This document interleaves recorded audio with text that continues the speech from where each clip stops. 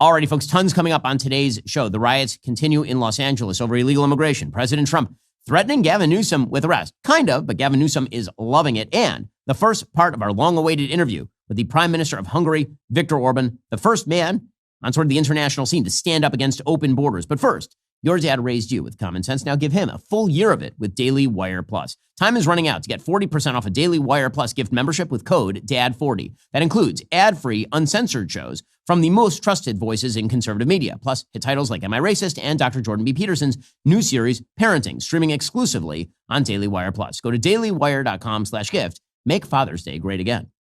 Well, riots continued last night in Los Angeles. The media couldn't really handle it, but one of the things that is fascinating is the mindset of the people who are doing the rioting, because it is a conglomeration of all the usual suspects. It is, in fact, organized by some people who are sort of professionals. And then you have actually illegal immigrants who are very angry at ICE. And then you also have people who are simply showing up to take advantage of the chaos and who believe that they can stick together this intersectional coalition as a sort of agglomeration of anger against the entire system. So last night, first of all, people took advantage of the situation in order to loot stores. And this is a time-tested, true phenomenon that happens during pretty much every riot for my entire lifetime, is people who take advantage of the fact that some are politically angry in order to grab a pair of shoes from the local Adidas store. So here's some footage of that last night in Los Angeles.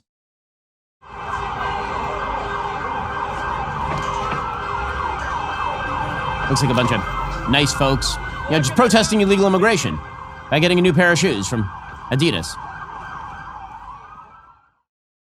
No cops anywhere in sight. You can hear the sirens, but these are just people by the dozens looting an Adidas store. But what is the real reason why you're seeing this sort of chaos in the streets of Los Angeles? Well, there was a very brilliant protester, I think, who explained why exactly this is happening. And it's worth playing this protester's statement in full, because if you want to know what drives this mindset, then you really should take the time to listen to the people who are doing the rioting, who are attempting to attack police officers and ICE agents. Here's one of these protesters, masked, of course, wearing sunglasses so you can't see his face. Here's what he had to say. Everybody has the same enemy, from LA to Africa to Palestine to Vietnam. We all have the same enemy. That's one enemy. And it is not me, and it is not you, and it is not them. We are not the enemies of each other. They are the enemy. There is only one enemy, and we all have to work together in unison to fight this one enemy. That's right. Capitalism, the faster we learn that, the more we can grow as a people, and the quicker we can get to this revolution and overturn this and have real people leading this country. Okay, you can hear his buddy there pipe in with, who are the enemy? Capitalism, imperialism, Zionism. Right? All the isms that they don't like. All the isms, like the free market that actually brought them all of their prosperity so they can waste their time in the middle of a day in Los Angeles yelling at the police into camera. And quote unquote imperialism, which is presumably the reason they are standing on the soil of, America. Because it turns out that the American people were not originally native to American soil. And he says Zionism. What the hell does Zionism, the meaning there ought to be a Jewish state in Israel, what the hell does that have to do with illegal immigration riots in Los Angeles? And the answer, of course, is he's right. It is all the same enemy. It is the system. Blame the system for all your problems and rip down the system. And it's not just this particular protester. Perhaps I would be accused of choosing a poor example. It's other protesters as well. Here's a protester explaining why exactly he's out there. This presumably is a Mexican citizen, illegal immigrant. We don't agree with the term illegal. We're undocumented. We've been here for thousands of years before you guys showed up, screw up everything.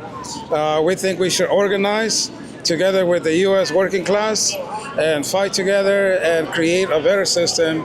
We're anti-capitalist.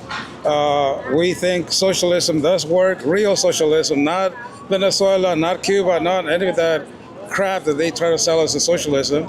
And we believe it would be a more humane system that will take care of most of all people's necessities. This protester was asked for an example of what that system would look like. He said the first 40 years of the Soviet Union, like the worst period of the Soviet Union, like Lenin and Stalin Soviet Union. And if you're wondering where folks are getting these ideas, why they're out in the streets, well, why don't we ask another protester about these ideas. And this protester explains, well, she knows the answer to these questions because she, of course, is in college. There's people dying out there. No, you don't. You never do. You think that's funny? As long as you feel okay with yourself that people are dying out there. As long as you feel okay. That's when your job. target That's that your racist, job. imperialist state, that's all you, You man. know what that even means? Yes, I'm in college. Explain it. Imperialism, colonialism is a person shouting at the cops while a person waves a free Palestine flag in the background. It is, of course, the Omnicause, the scavenger Omnicause. I have a book coming out in a couple of months titled Lions and Scavengers. It is about these people. It is about people who seek to only tear down the institutions and systems that benefit them, that have created whatever prosperity they have as life's losers. Because the people who are out there protesting right now, who are rioting, who are waving Mexican flags as they drive a motorcycle around a burning Waymo, those people are not life's winners. Those are not the people who are destined for a long life of success and happiness. Those are deeply unhappy human beings. And some of them, as it turns out, are professional agitators. This is a point that President Trump was making yesterday. He said the people who are causing this are, in fact, professionals. The people that are causing the problem are professional agitators. They're insurrectionists. They're bad people. They should be in jail. Okay, now, who is he talking about right there? Hilariously enough, many of the groups that are sponsoring these protests that are now turning into riots or burning cars or some violence against police and ICE agents are unions. According to the Wall Street Journal, unions, which have felt conflicted lately over how to deal with Trump, found an issue this past weekend over which to confront him: immigration. It came after the head of the state's biggest union was arrested here for allegedly obstructing federal agents from conducting an immigration raid. The union says he was peacefully observing. David Huerta, president of Service Employees International Union California, appeared in court Monday afternoon. He was released on $50,000 bail. Just a half mile away, his union, which represents a swath of working-class California, including nurses, janitors, security guards, organized a sprawling protest in downtown's Grand Park. Other unions declared solidarity with the SEIU and with immigrants caught up in the federal raids. Now, this is sort of fascinating because if you just think about this on a logical level, why would unions be in favor of illegal immigration? Illegal immigration undercuts the labor base. Illegal immigrants, because they are not legal, are very often paid less than market wages, or certainly less than union negotiated wages. So why are unions standing up for illegal immigration? It doesn't make any sense. They're doing so at the expense of their own membership, presumably. What is the driving factor behind all of this? And again, if you go all the way back to Cesar Chavez, union organizer, he was very much against illegal immigration for specifically this reason. He felt that importing millions of people from south of the border was going to undercut the labor base in the United States. So what exactly is driving all of this? Well, the answer is that immigrants made up 1/3 of California's labor force in 2023, according to the census's data, compared with 18% for the overall United States. Some of the union's biggest organizing wins recently have been in service workplaces where undocumented immigrants often make up an outsized share because, according to Steve Smith, a spokesperson for the AFL-CIO, quote, "Whether you're documented or not, you can be a member of a union. And those we represent, we vow to protect." So what's actually happening? What's actually happening is that illegal immigrants are joining unions. Private sector union membership has been on the secular decline for decades in the United States because wages have not in fact stagnated. Wages have risen on a real world purchasing power parity basis. So what exactly is the union going to do? Well, what the union's been doing is going into workplaces where people are being paid below the union wage, and they are organizing illegal immigrants. That is the reason why they are now in favor, apparently, of widespread illegal immigration in the United States. Alfred Munoz, an Amazon delivery driver, said he joined the protest Monday because Huerta and the SEIU have supported the Teamsters' efforts to organize his workplace. If they can support us, why can't we support them? Munoz said. I mean, that's an amazing thing. As the Wall Street Journal acknowledges, during much of the 20th century, union leaders saw immigrants as a threat to their members' livelihoods. But as declining manufacturing thinned their traditional base, union organizers looked to other sectors for new members. LA was one of the first places where the shift took hold, starting with an SEIU campaign to organize janitorial workplaces in the 1980s. So some of this is, in fact, being joined by organized efforts. Here is the National Education Association president, Rebecca Pringle, who gets paid $500,000 a year, mobilizing the protesters yesterday. We the people!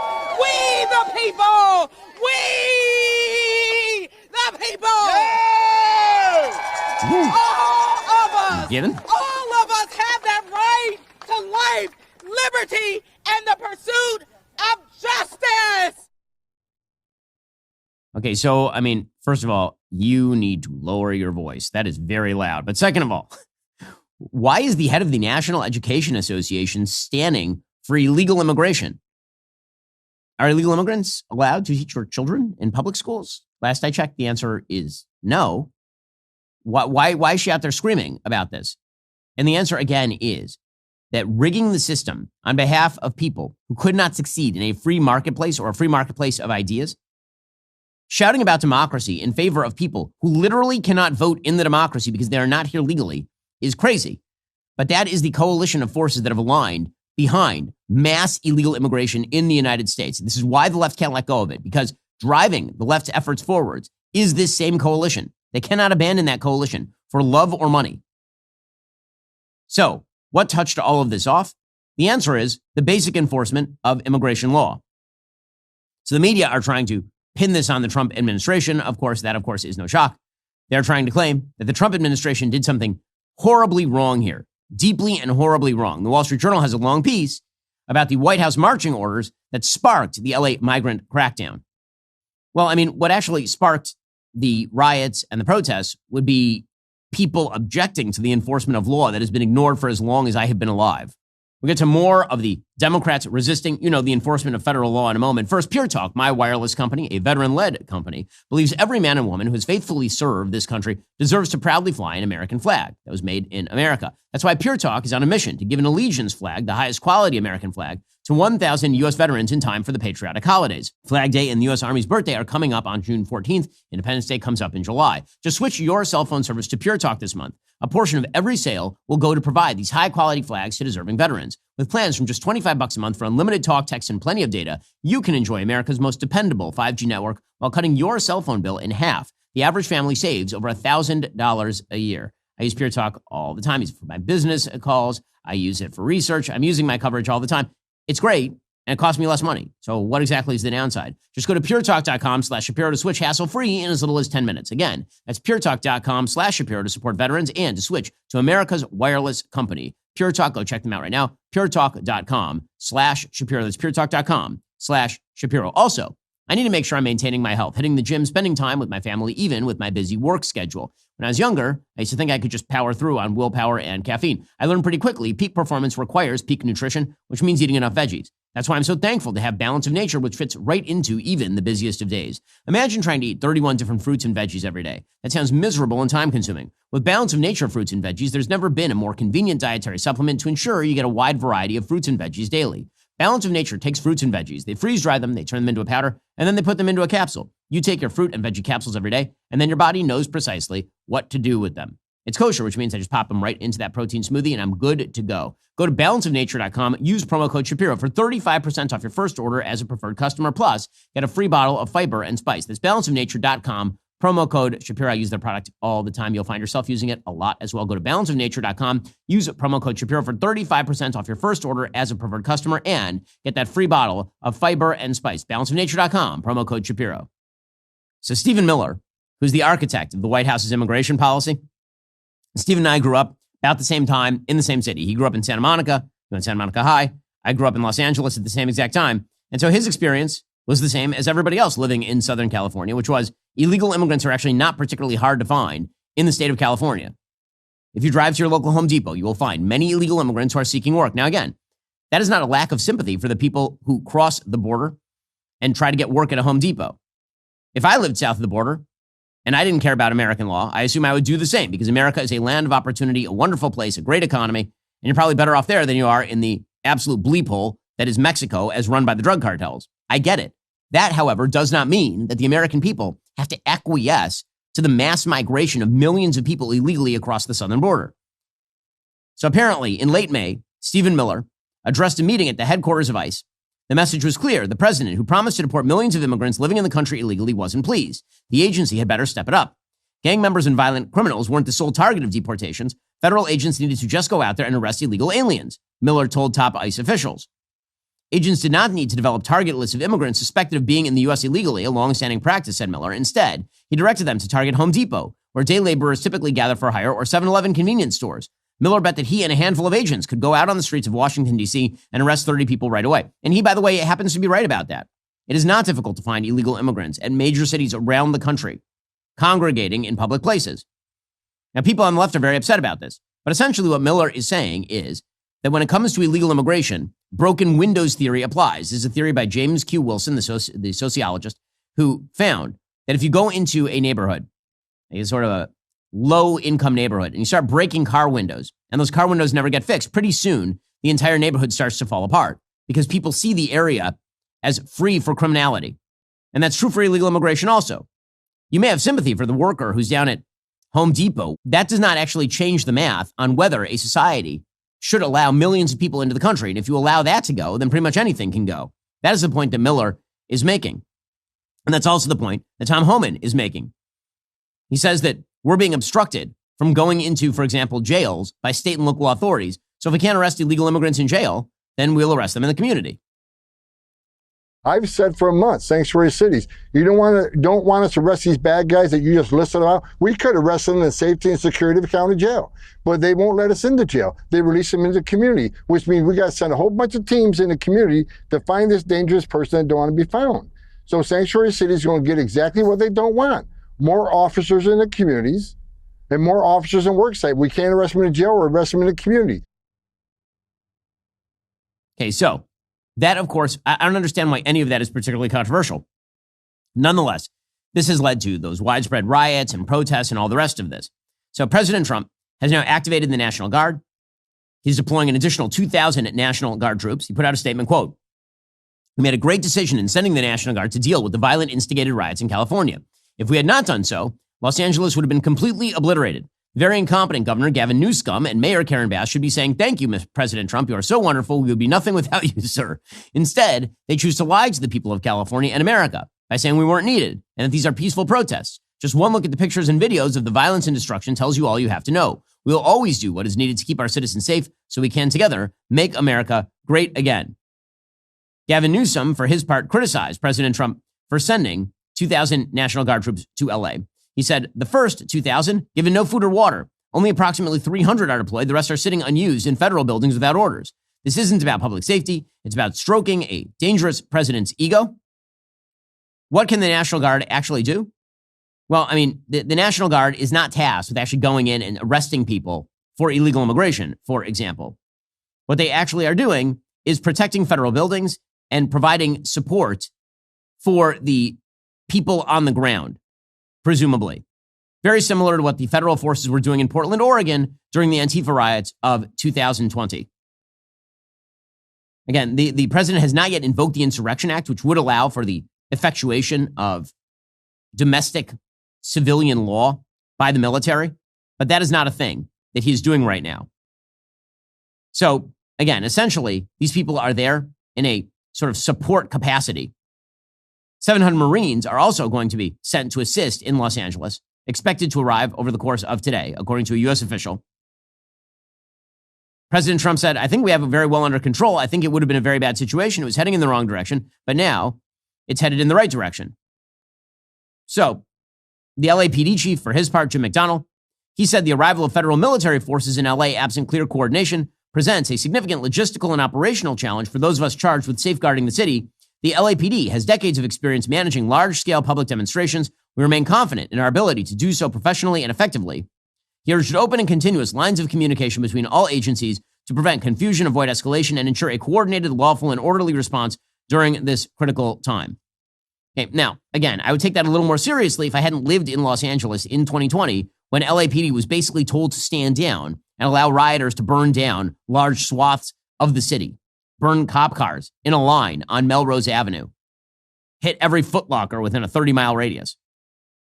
In California's priorities are just screwed up. In the end, they are just screwed up. Here's Los Angeles Mayor Karen Bass watching her city burn for the second time in the course of about a year here. Here she was saying, "We stand with the illegal immigrants." I want the people of Los Angeles to know that we stand with all Angelenos, no matter where you were born. The First Amendment right gives you the ability, again, to protest peacefully. Okay, so there she is saying she stands with illegal immigrants. Well, I mean, that would be the problem right there. You fostered a massive violation of federal law in the city of Los Angeles. Now the federal government is doing its job, and they're the problem? No, that is not the case. Local and state authorities have been the problem for a very long time in California. But here is LA Mayor Karen Bass saying, if it weren't for those darn federal authorities enforcing federal law, none of this would have happened. I just have to say that if you dial back time and go to Friday, if immigration raids had not happened here, we would not have the disorder that went on last night. I will tell you that it is peaceful now, but we do not know where and when the next raids will be. That is the concern, because people in the city have a rapid response network. If they see ICE, they go out and they protest. And so it's just a recipe for pandemonium that is completely unnecessary. Nothing was happening here. Los Angeles was peaceful before Friday. Well, you could have effectuated or helped to effectuate federal law. You could have done that. There are many cities across the country that do. But you guys have resisted that for literally decades. Again, I used to live in I grew up in Los Angeles. When I grew up in Los Angeles, it was a very nice place to grow up. It was. It was a beautiful city. There were real problems in the city, but they seemed to be on the road to being fixed. And then circa 2010, 2011, 2012, essentially the Democrats running the state decided they were no longer going to enforce law under any circumstances. You had prisoners being released onto the streets by Governor Jerry Brown, and then you had the continuous California effort to import illegal immigrants at scale and refuse to enforce federal law. By the time we left, California had become increasingly lawless. Los Angeles in particular had become a domain of the lawless. The LAPD wildly outnumbered, barred from actually doing their jobs. But according to the LA mayor, everything was hunky-dory until Friday, which is weird because, again, there's a reason I left. There's a reason that my parents left. There's a reason that our company left Los Angeles. This was not a coincidence. She's so out of touch. She says that these protests, they're just protests that got a little unruly, unruly. Like a small child in preschool, unruly. The night before this action was taken, there was a protest that got a little unruly. Late at night, it was 100 people. 27 people were arrested. There wasn't a reason for this. That is the concern. Oh, everything was fine. So she was asked about the idea that she was out of touch. I mean, at least for this one, she wasn't in Ghana. I mean, I guess you can say that for LA Mayor Karen Bass. Remember, this lady was actively considered as a possible VP candidate with Joe Biden in 2020. That is the caliber of people the Democratic Party is producing now. Here is LA Mayor Karen Bass being shown a poll from CBS News from just a week ago, showing that 54% of Americans approve of President Trump's program to deport illegal immigrants. Only 46% disapprove. She's asked if she's out of touch. She's like, no, me out of touch? How do you do, fellow kids? Well, I think if you did the polling in Los Angeles, I'm not sure it would be that way, considering we are a city of immigrants. And then people might approve that policy, but do people really approve the federal government coming in and seizing power from a state and from a city? So I drilled down a little further on that poll because I do not believe that Americans support the federal intervention in a city takeover or a state takeover. I mean, I have a question. How is that seizing power from the city? It is not seizing power from the city to enforce federal law. That's literally the job of the federal government, is to enforce federal law. But again, it's not just LA Mayor Karen Bass. It is also LA County Supervisor Janice Hahn. The Hahn family has been a mainstay in LA politics, again, for as long as I've been alive. Jim Hahn was an LA County Supervisor as well. Here she was saying she blames Trump, of all people, for all of this. I totally blame the Trump administration for provoking this.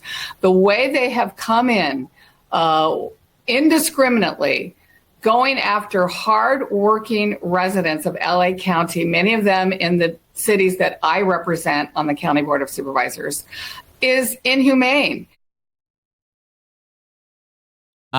It's inhumane. Okay, but it's not just Janice Hahn and LA Mayor Karen Bass. It is also pro-riot Congresswoman Maxine Waters.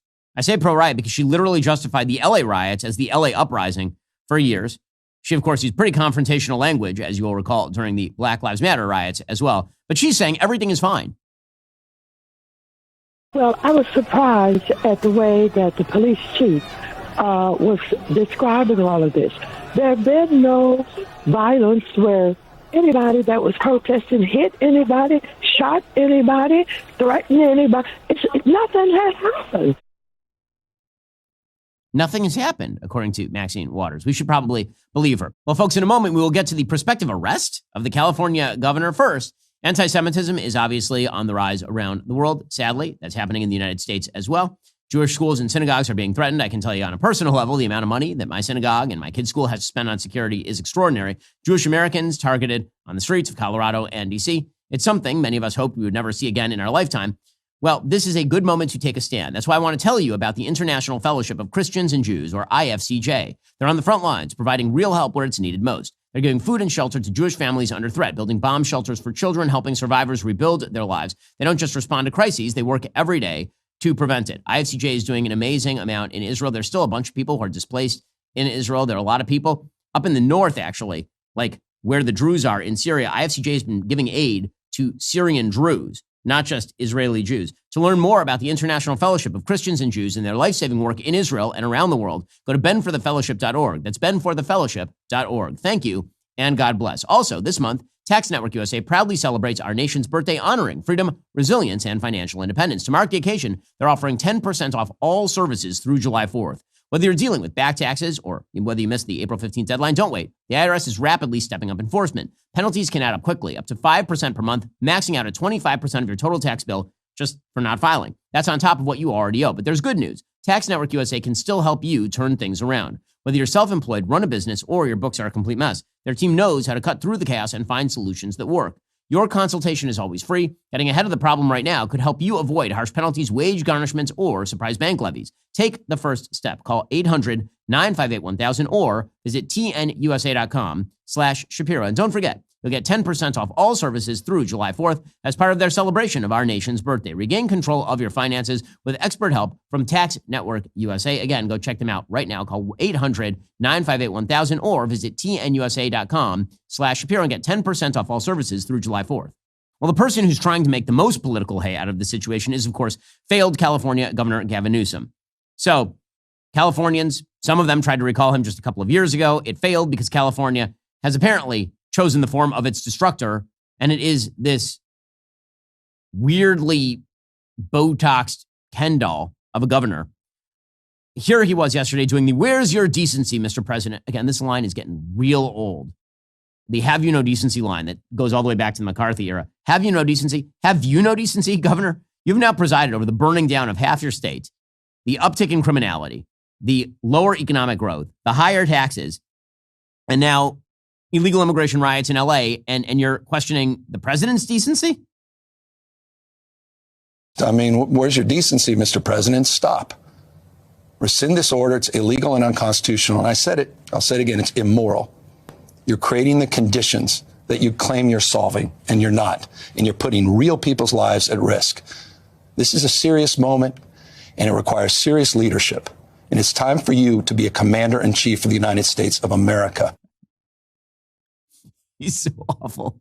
Gavin Newsom's so awful. My favorite thing about this clip, for those who can't see it, is that he breaks the fourth wall. So typically when you're doing an interview, you speak to the person who's interviewing you. You don't kind of swivel into camera and start speaking directly into camera. That's what he does during an interview. Right? He's speaking with the reporter, and then he just swivels right into the camera and starts speaking with deliberate hand motions into the camera, because that is a dude who desperately wants to be president of the United States. And he's putting his focus where it ought to be.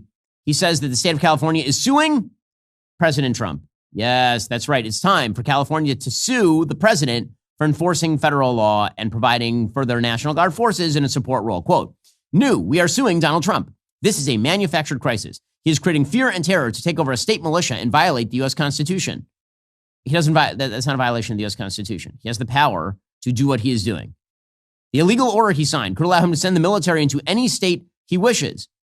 Well, I mean, no, there would have to be some violent unrest. There would presumably have to be some basis for him to invoke Title X.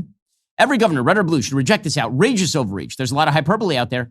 This isn't that. This is an unmistakable step toward authoritarianism that threatens the foundation of our republic. We cannot let it stand. Yes, nothing says authoritarianism quite like activating the National Guard to shut down people who are burning Waymo cars while flying Mexican flags on top of them.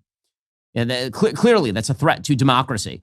What we really need is a more lawless country. Well, Tom Homan, the border czar, he said, listen, Gavin Newsom hasn't violated the law yet, but if Gavin Newsom actually violates the law by, say, facilitating illegal immigration, then sure, we'll arrest him.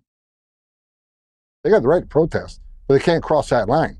They can't impede our enforcement efforts. They can't put hands on our officers. They can't knowingly harbor and conceal illegal aliens from us. I said, so if they cross that line, they're going to be prosecuted. And the question was, well, how about Mayor Bass and Governor Newsom? What if they cross that line? I says, they'll be prosecuted too. Haven't they said for the last 4 years, no one's above the law? They cross the line, we'll seek prosecution. Okay. Well, Gavin Newsom was very upset about this. First of all, President Trump, never one to miss an opportunity to troll, decided to troll Gavin Newsom. So he said, yeah, sure. I mean, if Tom wants to arrest Newsom, I'm all for it. Let's arrest him. Gavin Newsom is not being arrested. Okay, that's silly. He's not going to be arrested. That's ridiculous. This is all trollery. Gavin Newsom is trolling Trump. Trump is trolling Newsom. Homan is trolling Newsom. All of this could have been avoided if, for decades, we'd actually enforced our immigration laws. I know. What a crazy idea. Here's President Trump saying, well, if Tom wants to arrest him, maybe we should. Why not? Gavin Newsom he's daring Tom Homan to come and arrest him. Should he do it? I would do it if I were Tom. I think it's great. Gavin likes the publicity, but I think it would be a great thing. He's done a terrible job. Look, I like Gavin Newsom. He's a nice guy, but he's grossly incompetent. Everybody knows. All you have to do is look at the little railroad he's building. It's about 100 times over budget. We're putting a flagpole over there. Under budget. I always do under budget. Okay, then Trump was asked at a later press conference, why would you arrest him? Like, on what grounds? And Trollmaster gonna troll. I think his primary crime is running for governor because he's done such a bad job. What he's done to that state is like what Biden did to this country. And that's pretty bad. Okay, Gavin Newsom, for his part, responded by saying, fine, arrest me, let's go. I'm like the Rosa Parks of middle-aged white people. Here we go. The fear, the horror, the hell is this guy? God, come so after me, terrible. arrest me. Let's just get it over with. Tough guy. I don't give a damn. He is the worst actor. Truly a horrifyingly bad actor. I mean, my dude, you make Tommy Wiseau look like Laurence Olivier. That is amazing stuff right there. I'm sorry, I need to play it again because I'm just enjoying the acting too much. And I like it. It's John Lovitz. Acting. He's an actor. Here we go. Act it, Gavin. We need emotion. We need emotion with hand motions. I mean, that's what we need. A dramatic reading of your imminent arrest. Go, Gavin, go. The fear, the horror, the hell is this guy?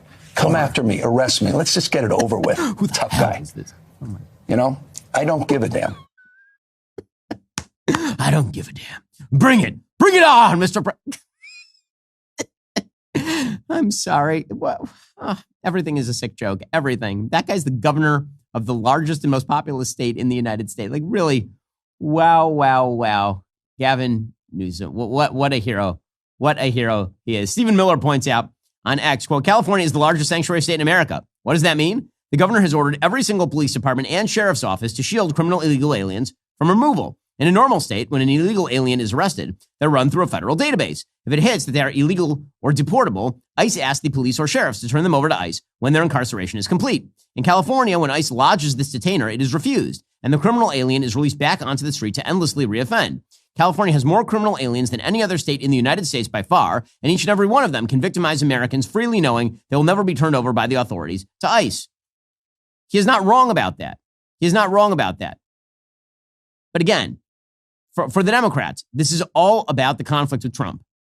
Never enforce immigration law. And when they say that it's authoritarian, again, for the remember, they're not just saying it's authoritarian for the National Guard to be activated in order to quell violence in the streets. They're saying it's authoritarian for Trump to just enforce the law, to just enforce it. That itself is authoritarian. It's amazing. Now, some Democrats are smart enough to realize that this is a losing political battle, that actually it turns out Americans are not fond of what is going on in Los Angeles and what has been going on for decades. We'll get to more on this in a moment. First, Made in America means something to our country's private equity investors. When you invest $700 billion annually in American companies and the 13 million workers and families they support, you are investing in the success of Main Street. Over the last 8 years alone, America's private equity investors have contributed $5 trillion to the United States economy. That's money powering growth in manufacturing, tech, energy, and innovation. From strengthening supply chains to helping America lead in artificial intelligence, that kind of investment shapes our future. And it starts with private equity backing American ambition. Because investing in our people, our businesses, and our communities isn't just good for the economy, it's good for the country. Learn more about how private equity keeps American small businesses growing and thriving at investmentcouncil.org. Paid for by the American Investment Council. Also, the business landscape has never been more volatile. Supply chains face unprecedented pressure, and cash flow constraints are tightening across industries. In this environment, real-time adaptability isn't just an advantage, it's survival. Companies that can't pivot quickly aren't just falling behind, they're facing existential threats. To navigate this chaos, you need complete visibility across every aspect of your operation, from global shipments and tariff impacts to real-time cash flow analysis. NetSuite by Oracle delivers exactly that through its AI-powered business management suite, already trusted by over 41,000 companies worldwide. As the leading cloud ERP platform, NetSuite consolidates accounting, financial management, inventory, and HR into a single unified system that serves as your one source of truth. This comprehensive visibility enables lightning-fast decision-making backed by real-time forecasting and actionable data insights. With AI automation handling routine tasks throughout the platform, your team can focus on strategic initiatives while NetSuite identifies bottlenecks, calculates their true costs, and provides clear pathways for rapid pivots when market conditions demand immediate action. It's one system, full control. Tame the chaos with NetSuite. If your revenues are at least in the seven figures, download that free ebook, Navigating Global Trade, 3 Insights for Leaders at netsuite.com/Shapiro. That's netsuite.com/Shapiro. So some Democrats are realizing that this might all be a mistake. Chris Murphy, Democrat from Connecticut, who for some reason has presidential aspirations, you can't explain to me why. He says, you know what? We need to stop focusing on this immigration thing now. This is a loser. He is right. That is correct. He says, let's focus on the big, beautiful bill. Okay, good luck, my dude. And so I do also think he's probably doing everything he can to try to get the entire political world to be talking about anything other than a piece of legislation that's going to fundamentally change this country. So, yeah, we have to point out the danger of what he's proposing to do in Los Angeles while also keeping our eye on the ball, which is a bill that's going to transform our economy and ruin a lot of lives. Okay, so yeah, that he's going to try and get away from the immigration talk because he understands it's a loser. Perhaps the only intelligent Democrat in the United States Senate at this point is John Fetterman, you know, the one who had a stroke. He tweeted out, quote, I unapologetically stand for free speech, peaceful demonstrations, and immigration. But this is not that. This is anarchy and true chaos. My party loses the moral high ground when we refuse to condemn setting cars on fire, destroying buildings, and assaulting law enforcement. Why is that so hard for any of the Democrats? Why? I mean, honestly, if Gavin Newsom wanted to pants President Trump, all he would have to do is help them effectuate the federal immigration law. That's all he'd have to do. And say, listen, we were happy to help. President Trump activated the National Guard for no reason because we were happy to help. But he's not doing that because he's not happy to help. Meanwhile, the media doing their part as the Democratic apparatchiks that they are. Jon Stewart was out there making the claim that the ICE raids lit the fuse because everything's been hunky-dory in LA until now. So now, predictably, these non-targeted, much broader deportation efforts in cities that feel very connected to the immigrant population is a tinderbox, and Trump happily lights the fuse. Peaceful protesters mixed with anarchists and vandals, pushed back by horseback and tear gas. Nothing could survive the onslaught except the attitude of teenagers. You, Dad! I mean, cops! From the worst of the worst to a f***ing Home Depot? Geez, ICE, if you need assistance in arresting people, you know, those guys are looking for work, so. It's an explosive situation on the cusp of federalism versus states' rights, border control versus due process, terrifyingly militarized sweeps versus hardworking people in local communities, the United States Marines versus the Postmates guy who brought you an egg sandwich. Okay, so again, the sort of false bind. You don't understand. Illegal immigrants are all wonderful people. Here's the thing. How would we know? That is Stephen Miller's point. Because when people are arrested in California, he is correct. ICE does not work with the local authorities in California because of Gavin Newsom. Because of Gavin Newsom. Put aside all of the draw on public services represented by mass illegal immigration. Put aside the cultural problems, the cultural clashes that have occurred thanks to the importation of large numbers of millions of migrants from cultures that aren't necessarily in consonance with sort of Anglo-American values traditionally. And again, people can obviously join into Anglo-American values, but if you're coming from a culture that generally doesn't like those things and doesn't care about those things, that's going to have some cultural impact, obviously. This is the part where everybody in the media goes, he said Anglo-American. Yeah, Barack Obama used that term too. Go look it up. Anyway, the bizarre notion that somehow the federal government does not have the capacity to enforce the law. Imagine if a bunch of red states simply said that they were not going to cooperate with federal law enforcement on, for example, paying taxes. They simply were going to obstruct it, not even not cooperate, obstruct it. How do you think Democrats would treat that? Well, badly. The View, man, the gathering of IQs over at The View is always astonishing. They're over there saying it's going to be a civil war. Really? Civil war between whom and whom? I always love when people talk about civil war in the United States. See, in order for there to be a civil war, there have to be two armed sides willing to kill each other. I would love to know who is on the other side of the Marines, National Guard, and cops in LA capable of waging a civil war rather than looting the local Apple store. And there's a very big, stark demarcation between military troops and law enforcement, public law enforcement, civilian law enforcement. Right. And you are an army turned inside to police its citizens can cause chaos, fascism. And so I think that's the way, and civil war. Yeah. I think that's the way we need to look at it. We need to look at it as chaos, fascism, and civil war. I love that the Democrats tried to shut down the country for full on 2 years, that they spurred $2 billion in property damage in 2020, and that everybody who refused to kneel or put a black square on their Twitter profile was run out of public life. And this is the threat, is that National Guard officers have been activated to support federal law enforcement. Perhaps the dumbest take came courtesy of MSNBC's Eddie Glaude, who compared ICE to slave catchers. That's really weird, and I'll tell you why that's really weird, because one thing about the slaves is that escaped slaves were attempting to escape from plantations where they had been brought against their will. They were trying to leave. The slaves did not come to the United States voluntarily. I noticed illegal immigrants literally crossed borders, hundreds of miles of wilderness in order to get into the United States. So that's a pretty significant difference. Also, we are talking about sending these people back to their country of origin. We're not talking about enslaving them. We're talking about arresting people who committed acts of criminality by crossing our border illegally. But according to Eddie Glaude, it's the same as slave catchers. This reminds me historically of it's not a clear analogy, but when the nation, these political factions divided the nation in between slaveholders and slave catchers. When they made everybody with the fugitive slave law, all of us had to, if someone escaped, all of us had to return that particular piece of property to these folk. With ICE running around LA, forcing people to make choices. Will they protect their friends, their neighbors, their family members? Will they confront these folk? And they're terrorized. You see people crying, you see babies crying, and these people come in here and do this. Oh, goodness gracious. Okay, I mean, if Democrats want to take the 20 side of an 80-20 issue here, then I suppose they can. Or more accurately, the 45% of a 55-45 issue, I suppose that they can. Meanwhile, some members of the media were having their best life. They're really enjoying themselves. They want the attention. That includes this CNN reporter who had his best day ever. This is Jason Carroll narrating an encounter with the police during a live hit where he was briefly detained, which meant that the cops came and they detained him because there are a bunch of rioters who've been calling themselves members of the press. Yes, it turns out bad people sometimes pretend they're members of the press in order to get away with things. Happens all over the world.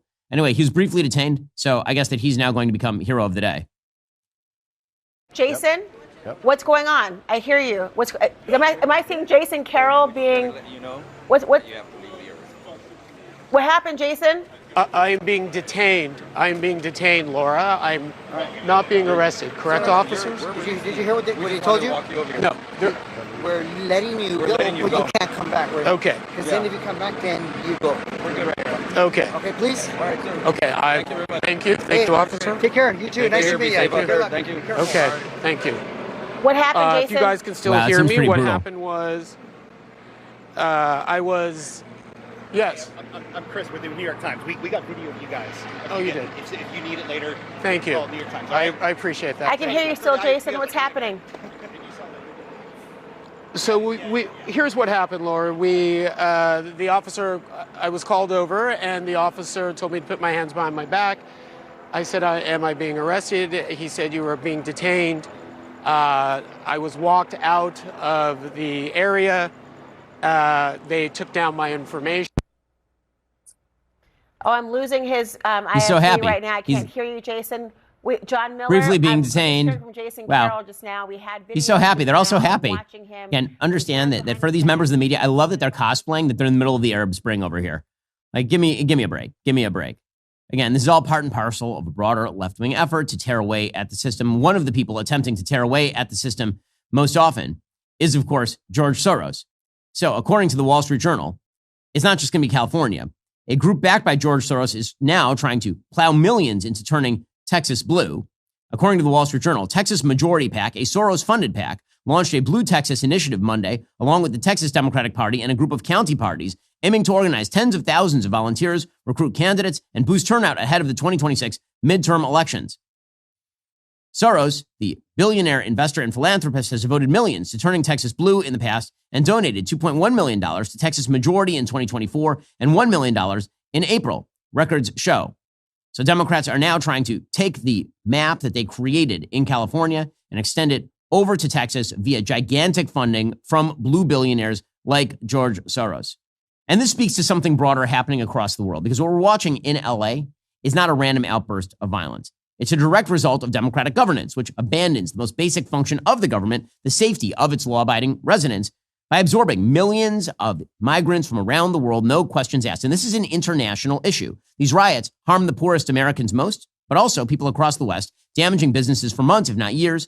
Almost always, they morph into these glom fests for the revolutionary Omnicause. The pro-Hamas crowd joined in almost immediately in LA over the weekend, gleefully assembling their Molotov cocktails, spray painting death to America KKKA on a federal building. In stark contrast, the week before last, I had the opportunity to sit down with President Viktor Orban of Hungary at CPAC in Budapest. Orban is a unique leader in Europe. He's a polarizing figure whose common sense conservatism has now been branded autocratic by the left, but it has resulted in additional prosperity and security for Hungarians. His policies are very simple: secure the borders, national sovereignty, cultural cohesion. The success of Hungary's stance on immigration is evident. If I walk around Europe wearing my yarmulke, typically it's a problem. Not in Budapest. As Orban mentions in our conversation, the EU actually fines Hungary 1 million euros every single day for not blindly allowing Soros-organized migrants into the country. George Soros has made Viktor Orban his target for years. As a result, Hungary's cities are not overrun by Islamists pushing Sharia law or marching leftists hiding behind humanitarian causes while burning cars in solidarity with those Islamists. Orban's approach to immigration is the precise opposite of the Biden administration's border policy or Gavin Newsom's policy. The coalition that attacks Orban looks almost precisely like the coalition in America currently attacking President Trump, from international open society NGOs to lunatic leftists who think borders are racist. When Viktor Orban talks about defending borders, it's not a matter of compassion or economic capacity or anything else. It's about ending the lie that the West is fundamentally evil and therefore worthy of destruction. We're bringing you our conversation with President Orban in two parts. In this first part today, we discuss immigration, George Soros, the international left, and his hopes for an end to the war in Ukraine. So without further ado, here's part one of my interview with President Viktor Orban of Hungary. Prime Minister Orban, thank you so much for taking the time. I should probably start where I'm sure many of your interviews start. You become a very, very controversial, polarizing figure in the West. The press cover you a lot in the West. Americans know your name. They know about Hungary. Why do you think you become such a top-of-mind political figure internationally? First of all, let us clarify. Polarizing figurenek lenni. To be a polarizing figure, whether it's good or bad.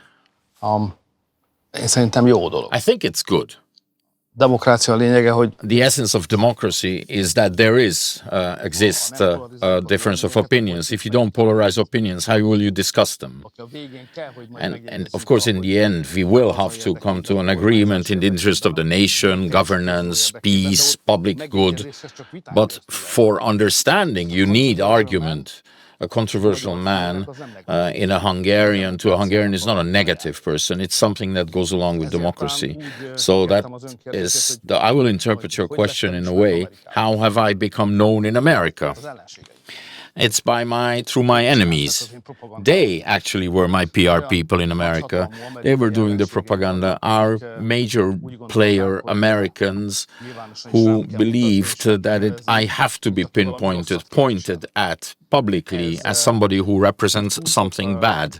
And I think this actually reached its peak in 2015, 2016, when we had that huge wave of migration in Europe. And I was the only person who said migration has to be stopped at the borders of Hungary. And then I was the only one who said these migrants are not coming of their own volition. They are being organized. There is financing behind it. There is a whole business structure behind this. And behind the whole thing stands the Soros network foundation, who openly, in a published article, admitted that he wanted to bring in 1 million migrants every year to Europe. So I pointed him out, I stood against him, and that made me famous there. That is my story. I mean, one of the things that really is amazing about that story is the attempt by the media to then suggest that it was anti-Semitic to point out George Soros, which it obviously is not. George Soros is a very important political player. He has spent exorbitant fees and monies trying to impact politics all over the planet, in the United States, in Hungary as well. He said, it was not you, it was he who suggested that he believes that borders are the obstacle and that migration is the goal, that borders are the problem. And so that he's the one who made that an issue, not you. You simply saying no made you an obstacle to people like George Soros and to a left-wing media that really decided that you were the problem, correct? Yes. Well, yes. Well, that's the description. I think there is something that we share with Soros. We're both Hungarians. So this is a Hungarian box match also, of course. But George Soros has perhaps outgrown Hungary. He's one of the largest businessmen, if you wish, and speculators of the world. And of course, we have to understand it's very Hungarian that business and money is not enough. You need more than money. You need more than power. You vie for something more than power. And he has become a kind of a guru of the leftist world, who has understood the great links, who describes the vision, who shows the path ahead. Wow, a good world would look like, what we need to turn into. So he had aspirations of becoming a guru. And if you have a lot of money and you're a guru, you don't only write books, you start to interfere into things. And he has become one of the most important political actors of the world. But nobody dared to call him out on this. They said this is a wonderful man who has this excellent, fantastic, moral things that he's financing. He's the philanthropist of all times. And I said, no, this is not true. He's giving money for bad things to bad people, and this is not good, and you have to fight against this.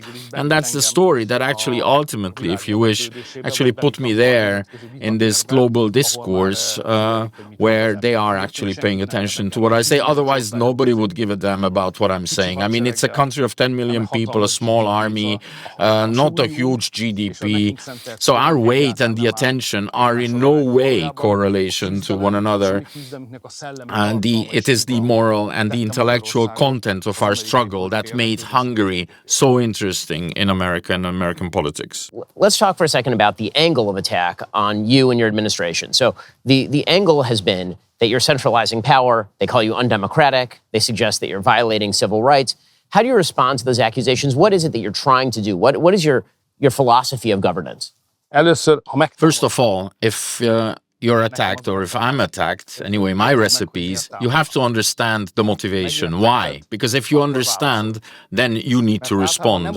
Because most often they will not attack you because of what they are saying or what they are saying publicly. I'm being attacked because there is a struggle, there is a hidden fight, something that is only understood at the intellectual level, a hidden struggle for the soul of the West. The opponents are the leftist progressives who think that traditional frameworks are obsolete. Christianism, Judeo-Christianism, heritage, nation are obsolete. They want something new. And then there is us who belong to the traditional communities who want to preserve the family, the respect, common sense, religion. So this is a struggle, a fight, and this is going on for the soul of the Western world. And when I'm being attacked from the left, it's not because of what they're saying, it's because I just belong to the other camp. I belong to the conservative camp, to the right, the patriots, and whatever the reason, they just have to continuously attack me. That's the logic of war, if you wish, in this sense. And I'm much less interested in what they are saying. It's much more interesting for me why they are saying it. What they are saying, well, it bemuses me. It really amuses me when they talk about the democratic deficit, the lack of democracy. I am a street fighter. I actually come from the anti-communist resistance. Half illegal student movement is where I started politics, and we fought to actually bring down the communist dictatorship, to actually push the Soviet troops out of this country, to come back freedom and democracy. I fought for that. All those people who are criticizing me are very lucky people. They were born into a democracy. In America, in Germany, they have absolutely no clue about what it means to fight for democracy. They've never lived in a dictatorship, in a regime. They've never had to fight it. And now they are behaving as they were the greatest Democrats. No, we are the greatest Democrats who, here in Central Europe, who have fought for freedom, fought for democracy. So all criticism we just laugh at. And of course, I was in opposition for 16 years as well. Of course, I've been in government. I've spent 20 years in government, but I served 16 in opposition as well. So I lost, I won, I lost, I came back. I've been there, done that, as they say. Contrary to all those who talk to me and lecture me on democracy, it's quite a funny thing. And I just don't take them seriously. I just acknowledge the fact that Hungary has actually reached a level of attention where global international left looks on you as an opponent and puts you under fire, is shooting at you, because from their perspective we are the bad example, but from the side of the right we are the good example. We have maintained Christianity, Christian traditions. We protect the traditional family. We have stopped the migrants. We, instead of social aid, we are giving people work. We believe in merit-based economy. We are supporting economic investments, business, to make people, to liberate people, to allow business and economy to support their freedom. It's not only that we say this and we do this, it's only, our sin is also that we're successful. And not only because we've been in government for 20 years, but it's because reality is transforming, and life, freedom, respect, culture, and of course, economic results during the past 16 years have created a new quality in Hungary. So Hungary is not only different, it's not only a maverick, it's not only different from others, it's not a strange island, a conservative island of difference. We are a successful country. So when you talk about all that, the thing that sticks out to me is the conflict between these international organizations and the nationalism that you are pushing and that you're fostering in your country. I mean, that's obviously something that George Soros opposes. He's very anti-nationalist, but that's also true of institutions like the EU or the ICC, which you recently pulled Hungary out of specifically because the ICC was attempting to cram down particular types of pseudo-justice that you didn't agree with. How do you deal with the international organizations, given the fact that you do have to work within them, especially the EU? First of all, let us understand what the phenomenon is that we are talking about. Behind this topic is realignment of European politics, a restructuring of European politics. Who were the political players in Europe before? Of course, you had the electors, the voters, and the leaders that they elected. These leaders, we knew them. They were real, substantial people, great names, and we knew that they stood behind the decisions. They were the actual decision makers. Helmut Kohl, a real leader. Jacques Chirac. Regardless of the fact we like him or not, Tony Blair. They were serious leaders. Today, nowadays, you tend to forget the names of contemporary leaders because the real, actual, serious political players are not the political leaders. There's a gray zone between the voters and the political leaders. You are in this gray zone where you form public opinion, where you are an influencer, where you are influencing the discourse. So we've seen the emergence of a new world that is able to influence politics, which thanks to technological development, you are there in my pocket. I immediately see your YouTube videos. So your role has increased. The role of people like you has increased. And so when we talk about politics, it's not only politicians, but also the zone around politicians, which is actually now shaping public opinion much more than actual politicians are. And this is a great challenge for our profession in Europe. As a result of this phenomenon, real leaders are actually disappearing. We are, replaceable ones. They are coming and going in comparison to the previous big personalities of the old times. It's no coincidence that you don't have too many of these heroes appearing nowadays because politics structure has changed. So we have to take this seriously. And the question is no longer whether one politician or the other has been bought off from abroad, because that is actually treason. The real question with these politicians, in this gray zone around politicians, who are the ones who are actually shaping the public opinion? Who are you? The likes of you. Are you leftist, rightist, patriots? You're not only neutral channels who help people to find out about other opinions, you impact people. And when people are being financed in Hungary from abroad, who actually are able to impact the opinion here, or financed from Brussels, or there are all kinds of covert US aid funding coming, then the question pops to my mind, this is a problem, this is a threat. There are people here who are influencing Hungarian affairs, Hungarian public opinion, and somebody else is paying them. I mean, that's not good. We need to make this transparent. We have to transform this. And that's what I'm fighting for every Hungarian to know, if somebody they hear in the political sphere, who is he? Who is she? Why are they doing it? Why are they saying it? Follow the money. Follow the money trail. If you have to want to understand what is happening, follow the trail of the money. Who is paying who for why?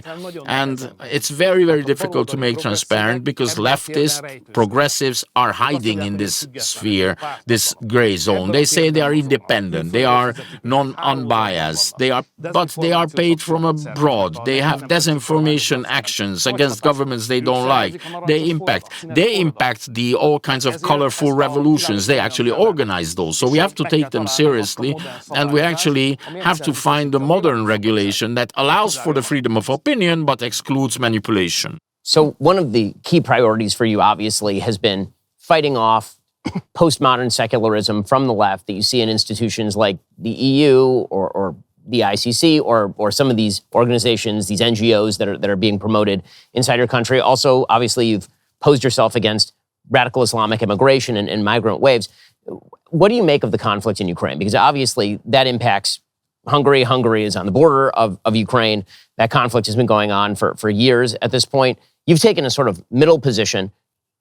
Do you think it matters if Vladimir Putin were to actually take Ukraine? What do you think is the off-ramp there? The leader of Russia seems not to want to take an off-ramp right now. What do you make of the conflict? What should people be looking for there? Is it possible to speak about a little bit more on Brussels prior to jump to Ukraine? Okay, so Brussels is a strange creation, and it's very difficult to understand for an American. It is something that was born healthy, created healthy, but became distorted with time. It just developed in the wrong direction. Brussels and the EU used to be about European countries, nations joining hands in order to exclude the possibility of war, that there will be peace on the continent because Europe was destroyed by wars. We will create a safe continent. We will have freedom of movement, freedom of trade, investment. And we will have safety, security, welfare, and development. And member states actually did this by preserving their national identity, but in cooperation with each other. This is how it worked out. It was fantastic. But then Brussels bureaucracy started growing. And by today, Brussels is no longer about coordinating the work of member states. It is not a coordinating service center. It has become a center of power. It has come to real life. It's like Frankenstein. It has a life of its own. It's building its own empire. It has its own identity. It looks on national identity as an enemy. It is encroaching on the sovereignty of nation states, taking away competences. Ever closer union, they said. Well, hand over as much competences as possible from your national sovereignty to the Brussels center. Before, power didn't work like that. Competences stayed with the nation states and only a few were in Brussels. Now it has turned around. The same thing with migration. No one ever thought that Brussels would tell us, Hungarians, that we have to admit migrants, because that's what's happening today. We are defending the borders. We are not allowing anybody in. You can only enter this country if we give you permission to do so. Without permission, you're not allowed. That is a crime if you come without. So we are protecting ourselves. We're protecting Europe. What is Brussels doing? Every day, imposing 1 million euros every day in a fine against us. They are taking 1 million euros every day from us as a fine. That is what I'm talking about. This is the Brussels Imperial Center. That is the threat. So when we talk about Brussels, which is a special thing, you have to understand that we are supportive of European cooperation, but we are not supportive of the imperialistic ideas that are taking stronghold in Brussels, killing the nation state and taking away our freedom. Ukraine. Very tough nut to crack. Very difficult issue. What happened before the Russian-Ukrainian war? The world was like this. You had the Russians with their huge military and nuclear power. Hungary, Poland, Romania was basically the eastern flank of NATO, NATO's huge nuclear might, and in between you had this buffer zone called Ukraine. And both parties thought that this was good, that there existed such a buffer zone. If the Russians want to attack us, they have to pass through Ukraine. If NATO wanted to attack Russia, they would have to go through Ukraine. So it was good for everybody. Everybody wanted influence. There was always, push and shove. I remember 10, 15 years ago, the West wanted influence in Kiev. The Russians wanted to influence Kiev, but it didn't really change the balance. There was a buffer zone situation that was created. And Westerners decided, and the Ukrainians accepted this, that Ukraine doesn't need to be a buffer zone anymore. It needs to be integrated into Western structures, Western economy, Western security, Western NATO, Western markets. And they started to arm Ukraine, and they thought that a slow integration of Ukraine, which probably was supported by the Ukrainian people as well, would create more security for Europe. However, this thought was built on the hypothesis that the Russians are going to swallow this and watch this idly. The Russians said upfront that they will not watch this idly. A well-armed Ukraine, armed with Western weapons, being a member of NATO or not, but fully integrated into NATO structures, appears all of a sudden on the borders of Russia. They said they will not put up with that. And that is when trouble began. Joe Biden was the president of the United States of America, and that was the problem. If there was a serious president leading America, let's say Donald Trump, then he would have taken the Russians seriously for what they were saying and would have prevented the war and would have said, we are all heading for a confrontation. Let's sit down, let's talk this out, let's not allow the war to erupt. And Donald Trump would have been able to do that. The Democrats were unable to do that. Furthermore, they actually jumped headfirst into the war. Of course, Russians attacked Ukraine in breach of international law, and of course, even after that, we didn't endeavor to de-escalate the situation. The American administration, European politicians were talking more war, more war. Ukrainians should win this war. We Hungarians said this smells trouble. This will bring war to the West. Let us isolate the conflict. Let us sit down. Let us cool the tension. Let us create war, peace or a ceasefire. We were the only ones to say this, and the Holy See, the Vatican. And while the American president was in office, and it wasn't Trump who was in office, we were alone. Now the Americans are pro-peace also, and one or two European countries are also pro-peace. But the majority of European Union states still wants to continue to the war. My opinion is we need a ceasefire, we need peace. And we have to understand that integrating Ukraine into the Western economic and military world is not a success. We have to sit down and discuss the future. We have to just take a step back to the kind of buffer zone concept we had pre-war, where it's always good to have this stretch between NATO and Russia, which guarantees peace to NATO and for the Russians as well. That is the way we should be going. Furthermore, there is this other problem.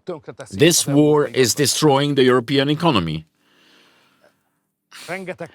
It is costing a huge amount of money. The Ukrainians don't have a penny. The Ukrainians, well, they are living off us. Without us, they couldn't pay the pensions. They couldn't pay their doctors, their teachers. The Ukrainian state would not exist without us, nor would the Ukrainian army. The whole Ukrainian army is being financed by the Americans and Europe. Now the Americans are going out.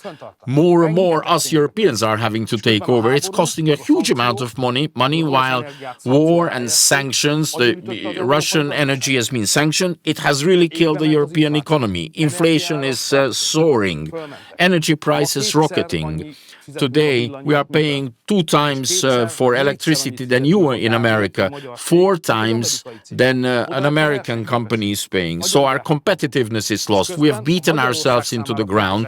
And while the export markets that used to be important for Hungary in the European Union, because they have left, they've sent all their money to Ukraine, there is no demand. They have less money. We cannot sell them so many things. We have lost markets. Energy prices have gone up. The whole thing is an economic disaster for Europe. Therefore, as soon as possible, we have to put an end to this and we need to have peace. That has been our position always, really, like it was with migration. First, it was only the Hungarians who were saying this. It's difficult to believe, but before President Trump, to say in Europe peace, it was blasphemy. I mean, if I said I was on the side of peace, they looked at me as if they were seeing red. Can you imagine? Europe, the European Union, created to ensure peace, started to actually punish politicians who were arguing for peace. It's absurd, it's impossible. So therefore, the whole of Hungary was actually rooting for Donald Trump because we knew that if he wins, peace comes. So I actually publicly took that position. It was Henry Kissinger's position as early as summer 2022. The problem now, of course, is that Vladimir Zelensky, I was in Kyiv recently interviewing him, he's accepted the demand by President Trump for a 30-day ceasefire. Vladimir Putin has not. He's accepted the idea of trying to negotiate directly for peace. He went to Turkey. Vladimir Putin did not. If Vladimir Putin does not make clear what his demands are, if he doesn't move toward a 30-day ceasefire, move along with President Trump, should the Europeans and the Americans continue to support Ukraine militarily sufficient to ensure that Russia doesn't just eat the rest of Ukraine? Okay. I have a peculiar opinion on this. It is naivete to believe that Russian-Ukrainian talks will lead to peace. I know this. I'll say this from experience.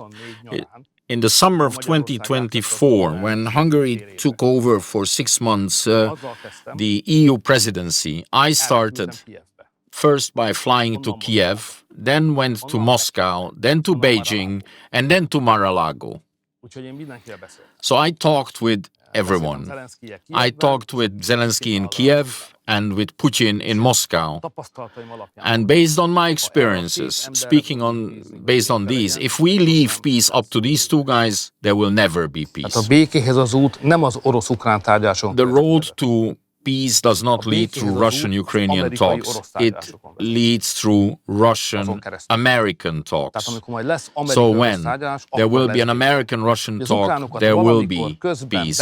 Whether the Ukrainians need to be involved somewhere along the way, it's an important issue, but it's a partial element. Peace can only be created by the Americans through discussions with the Russians. That's the key.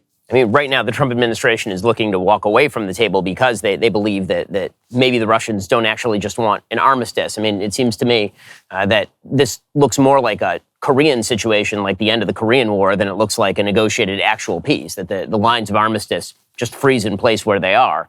And Ukraine obviously isn't going to accept being disarmed the way that Russia would like, and Russia isn't going to accept giving back Crimea or giving back the Donbass region, as Ukraine would like. And so the most likely scenario basically just seems to be status quo with less murder on both sides. Isn't that the most likely scenario? And how do we get to that off-ramp?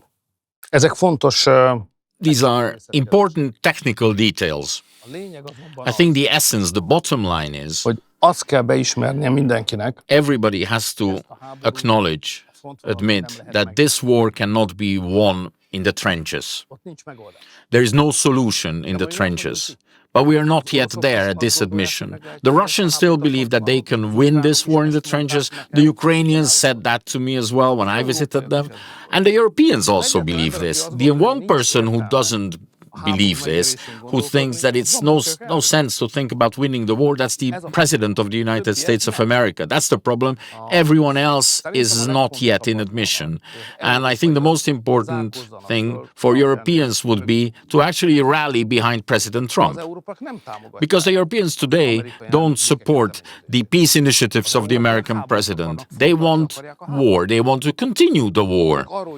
They are convincing Ukraine, don't sit down, don't talk, don't sign a peace deal, continue the war. And they are trying to actually bring back the American president from the pro-peace to the pro-war situation. So the most important thing for the West would be to be united and support the American president. That would bring us closer to peace. And then we will see. In politics, it's also very important. You should never think too many steps ahead. Sometimes you need to leave a chance for life. You don't have to think of everything. You just keep your eye on the most important thing, approach that, and then later on we will see. It will evolve. It hasn't been yet said, the basic statement hasn't been made that there is no solution to this war on the front lines. Therefore, there needs to be a ceasefire. Opposing parties, even if they say this, they are not serious about it. In reality, the Russians just want to actually reach the border lines that they wanted, the 4 counties that they want to occupy, that they have decided to occupy, whereas the Ukrainians want to continue the war and are hoping that by continuing the war, they will get money, weapons, technology, reconstruction, money from Europe and perhaps from America as well. Joining us on the line is Riley Gaines, former NCAA champion swimmer and a leading advocate for women in sports. She hosts the Gaines for Girls podcast on OutKick.com, where she champions fairness and integrity in athletics. Riley, thanks so much for joining the show. Yeah, good to see you, Ben. Thanks. Okay, so let's talk about this feud, apparently, that you now have with Simone Biles, the famed gymnast. So what exactly went down here? Because obviously it tore up the internet. Yeah, well, I'll take you back. This happened all on Friday evening. I spent a lot of my time on the road, traveling all over the place. I was so excited because I got a weekend at home, a weekend to spend with my husband, my dogs, my horse. Anyways, I typically put my phone away on the weekends. And so it's Friday night. I'm just checking X, whatever it is. And I get this notification that popped up on my phone that said, Simone Biles has mentioned you in a comment.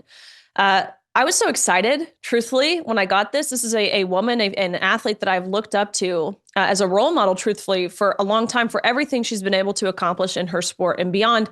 So overwhelmed with really starstruck by this, I click on the comment. It didn't take long for me to be in total disbelief, really.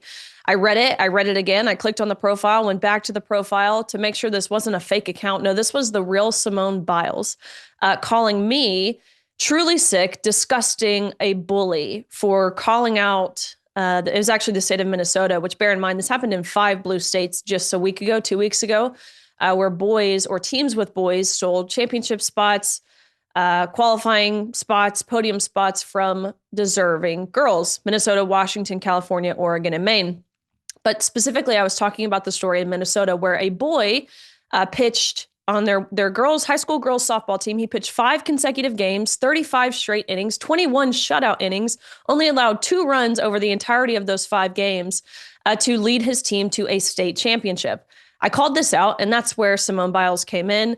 I was so disappointed by this, not even because of the personal attacks, Ben. I'm so secure with myself. I think partially because I know I'm on the right side of history. I'm happily married for 3+ years. None of the things she said about me bothered me. It was more so upsetting to know the platform that she has, the amount of young girls that look up to her, and to see her take the stance that she did in really such a venomous, vile way in the year 2025. But what we've seen since then, that was the first tweet. What we've seen since then, this Friday evening where she commented this, is she is getting absolutely destroyed and railed in all of the comment sections across all the different social media platforms, which shows you we are no longer living in 2020. So that was the first little altercation. I responded back, to which she then tweeted out just moments later. She said, "Bully someone your own size," which would ironically be a male. I couldn't even really make sense of this at first. I wasn't sure if she was calling me tall, which, Ben, I'm 5'5". Like that's maybe a giant to someone who's 4'8", but that's not overly tall, and certainly not tall in my sport. In the sport of swimming, I would describe myself actually as a pretty short swimmer. I don't know if she was calling me muscular, which again doesn't really make sense, given Simone Biles' stature. Very short, very, very muscular, very masculine looking, but that's the body that serves her for her sport. So I imagined if anyone would have understood what it's like to be a muscular female athlete, it's Simone Biles. But nonetheless, this is the direction, the line of attack that she chose. So I think the response that we have seen from the public, I almost feel bad for her, truthfully, but I believe it's justified. People have had enough, Ben. I mean, it really is kind of amazing. She actually pinned her post about you to the top of her profile, the post suggesting that you are truly sick, all this campaigning because you lost a race, straight up sore loser. There is an old tweet from her in 2017 pointing out that if she had to compete against male gymnasts, she'd get absolutely destroyed. So there's always a tweet. Always, always, always. Always. I don't know how 2025 Simone Biles reconciles with the fact that 2017 Simone Biles is a truly sick bigot by her own standard. Yeah, it's crazy, but you're right. It makes you wonder, though. She tweeted this out, and of course, I don't think she believes it. Just like mainstream media, just like elected Democrats, just like ESPN, right? Like, they understand. Simone, I mean, you look at the sport of gymnastics, men's gymnastics and women's gymnastics, it's not even the same sport. Like, you're competing in different events. Men have the rings, men have the pommel horse, women have the beam and the uneven bars. Men don't have those things. It's not even the same sport. So I don't actually believe that she believes what she wrote. I think, of course, this was just, the most effective way to pull up the ladder behind her. She's done competing, so she doesn't have to worry about getting her Olympic medal, her championship spot stolen by a man. Therefore, it's easy to say the thing that maybe in 2020 would have been the virtuous, kind, inclusive, accepting, compassionate thing to say. But again, I think we now realize that those words, the word inclusion, compassion, they've been totally hijacked, literally to mean the exact opposite of what they're being used for. Riley, as you've been pointing out for years, the sort of Orwellian game where you're expected to repeat the words while ignoring the implications of the words, which would ultimately wipe out women's sports. It is incredible, and the American people are done with it. You're a big part of that. Thank you for your continued hard work on this. And again, amazing to see how many people are willing to mouth the words even when they clearly don't believe them. Yeah, we'll see. It's been radio silence from Simone Biles since, so desperately awaiting her next move. She has a Netflix docuseries, I believe, coming up. Maybe this was an attempt to put her face, her name, her profile back in the public eye, but she did it in an incredibly shameful way that I think will come back to bite her in the butt. And again, that's Riley Gaines. You can check all of her work out on the Gaines for Girls podcast over at OutKick.com. Riley, thanks for the time. Thanks, Ben. Alrighty, folks, the show continues for our members right now. Greta Thunberg has now been deported from Israel. She had to take a plane. Yes, finally, she's contributing to our planet's emissions problems. Remember, in order to watch, you have to be a member. If you're not a member, become a member. Use code Shapiro at checkout for 2 months free on all annual plans. Click that link in the description and join us.